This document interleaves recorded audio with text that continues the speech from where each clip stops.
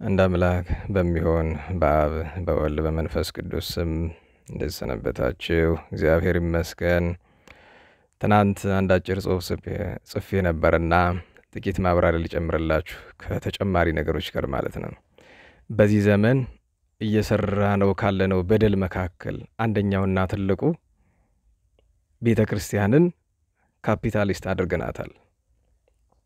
ካፒታሊዝም ከብዙ ችግሮች መካከል ትልቁ ችግሩ ለምታውቁት ሰዎች ምንድነው? ሀብታሞችን የበለጠ ሀብታም ያደርጋል፣ ድሆቹን የበለጠ ድሃ ያደርጋል። እኩልነት ብሎ ነገር የለውም። እስኪ ዛሬ ቤተክርስቲያንን ተመልከቱ። በከተሞች ያሉ በውጭ ሀገርም ሆነ በአገር ውስጥ በከተሞች ያሉ አብያተ ክርስቲያናት የቤተክርስቲያን ሀብት በሙሉ ተጠራቅሞ እነሱ ጋር ነው ያለ። በገጠርና በገዳማት ከገዳማት እንኳን የሚገርማችሁ ነገር አንዳንድ ገዳማት የአብዛኛውን ገዳም ሊባል በሚችል ገንዘብ ይዘዋል።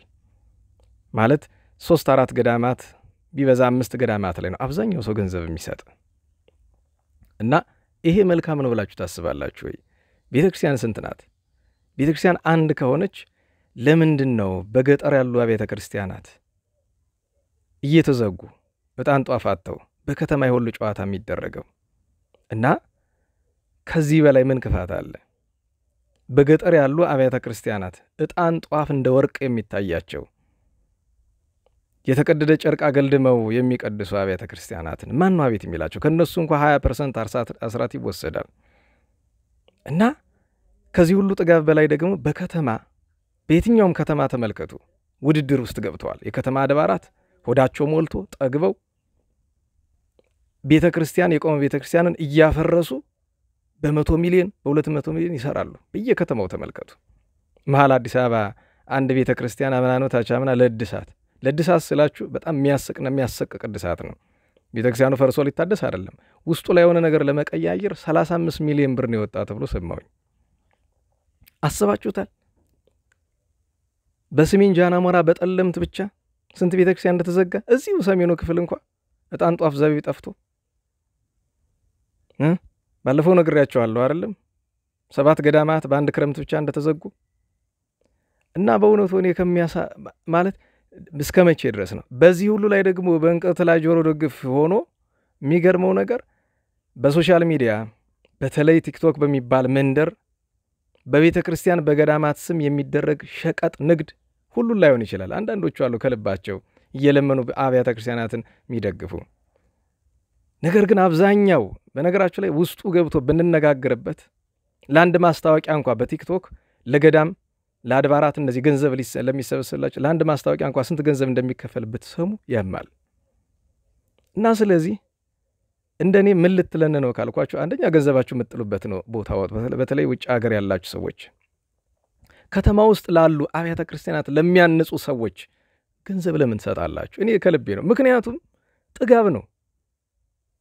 አንድ ቤተ ክርስቲያን ፈርሶ መሰራት ያለበት በተፈጥሮ አደጋ ወይ በሰው ሰራሽ አደጋ ቢፈርስ ከአቅም በላይ በሆነ ምክንያት ለአገልግሎት አልሆን ቢል ነው። እንዴት በነገራችሁ ላይ ድሃ መቀነቷን ፈታ አይደለ ቤተ ክርስቲያን ስትተዳደር የኖረችው? በድሃ መቀነት እኮ ነው ቤተ ክርስቲያን የኖረችው። ዛሬ ድሆች ተርበው ዛሬ ስንት ሚሊዮን ኦርቶዶክሳውያን ናቸው በየጎዳናው ወድቀው ያሉት?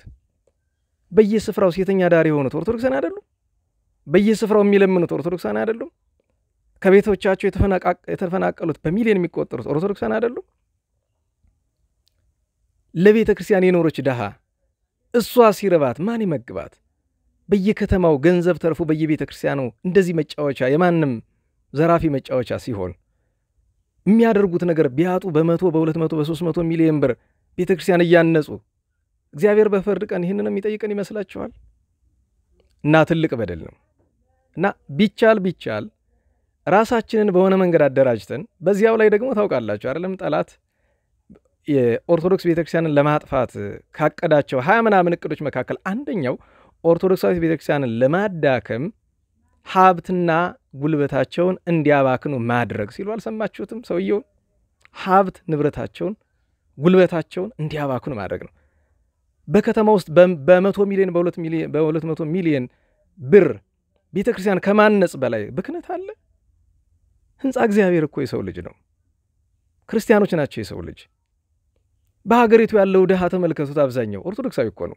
ለምን የበለጠ ድሃ ታደርጉታላችሁ? ለምን በስመ እግዚአብሔር በስመ ድንግል በስመ ቅዱሳን ስለምትጠይቁት አልሰጥም ማለት ይከብደዋል። ካሁን ጀምሮ ግን በነገራችሁ ላይ በውጭም ሀገሩን በውስጥ ከተማ ያሉ አብያተ ክርስቲያናት ላይ ስለምንሰጠው ነገር ብንጠነቀቅ ደስ ይለኛል። ምክንያቱም የድሆች ጩኸት ተሰብስቦ መጥቶ እነዚህን ሁሉ አብያተ ክርስቲያናትን አፈር የሚያበላ መከራን የሚያመጣ የድሆች ጩኸት ከመጠን በላይ ሆኗል። በነገራችሁ ላይ የድሆች የሚረባቸው ሰዎች የሚያዝኑ ሰዎች ጩኸት ዳርም የለውም።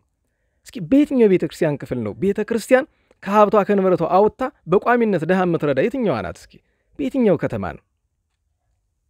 ድሃ የሰራቸው አድባራትና አብያተ ክርስቲያናት ኦርቶዶክሳዊ ድሃ ሲርበው ሲቸግረው፣ በነገራችሁ ላይ በሚሊዮን የሚቆጠረው ኦርቶዶክሳዊ በየዓመቱ እምነቱን የሚቀይርበት እኮ ሌላ ምክንያት የለውም። አይምሰላችሁ፣ ጠግቦ አይደለም ርቦት ነው አብዛኛው። እኔ ምስክር ሰጣችኋለሁ። እዚሁ ጎንደርን ያለውበት ስፍራ በየዓመቱ ስንት ሰው እምነቱን እንደሚለውጥ በረሃብ ምክንያት እኔ እነግራችኋለሁ። ችግሩ ግን ጎንደር ብቻ አይደለም ያለ፣ ሌላ ስፍራ ይከፋል ከመሃል አዲስ አበባ ጀምሮ። እና ምን ለማለት ነው? ገንዘባችንን የምንጥልበትን እንወቅ። ቤተ ክርስቲያን ስለተባለ ብቻ ቤተ ክርስቲያን አንዲት ከሆነች ለምንድን ነው የጠገበ ስፍራ ላይ የምንጥለው?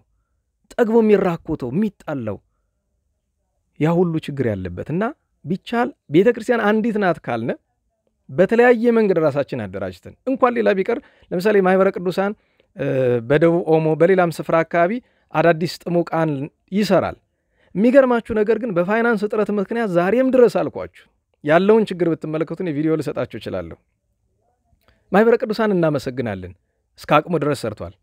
ከዚያ በላይ አቅም ብትሆኑት ለከተማ ላሉ ቤተ ክርስቲያናት ከሚሰጥ ሰው እኔ ለማህበረ ቅዱሳን ቢሰጥ እመርጣለሁኝ። ለምን ቢባል ያኛው ስራ ቢያንስ ለዛኛው ስራ ሌላውን ተውት፣ ቢያንስ በዛ በደቡብ ኦሞ አካባቢ ላለው ስራ በዚህ በቤኒሻንጉል አካባቢ ላለው ስራ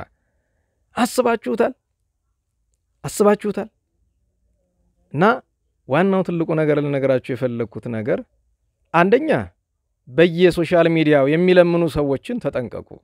በጣም ብዙ ነውር ነው ያለ በቤተክርስቲያን ስም የሚሸቀጠው።